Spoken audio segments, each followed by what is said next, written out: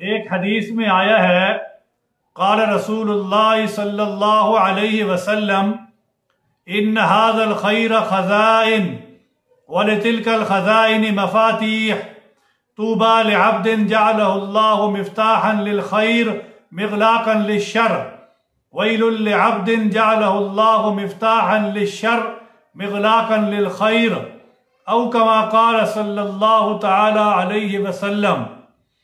رسول اکرم صلی اللہ علیہ وسلم کا ارشاد ہے کہ بے شک یہ خیر کہ اس کے بہت سارے خزانے ہیں، یعنی خیر جو چیز ہے اس کے بہت سارے خزانے ہیں، پھر ان خزانوں کی بہت ساری چابیاں ہیں۔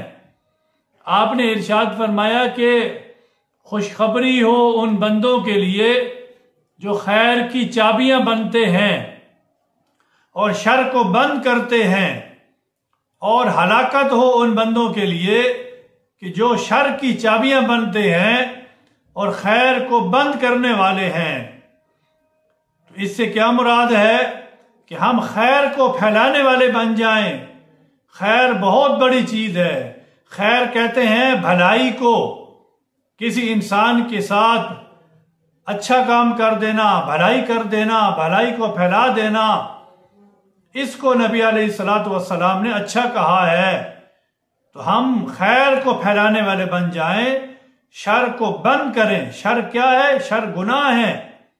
گناہ جہاں بھی ہو رہا ہو، نہ اس میں خود جائیں، نہ اس میں شرکت کریں، بلکہ اوروں کو بھی منع کرنے والے ہوں کہ بھئی یہ شر ہے اور شر گناہ ہے، اور گناہ جہنم میں لے کر جانے والا ہے، اور خیر یہ بھلائی ہے، اور بھلائی ہمیشہ جنت میں لے کر جانے والی ہے۔ وَتَعَاوَنُوا عَلَى الْبِرِّ وَالتَّقْوَى وَلَا تَعَاوَنُوا عَلَى الْإِثْمِ وَالْعُدْوَانِ، نیکی اور تقوی کے ہم تعاون کرنے والے بنیں، گناہ اور فحش اس کے ہم تعاون کرنے والے نہ ہوں۔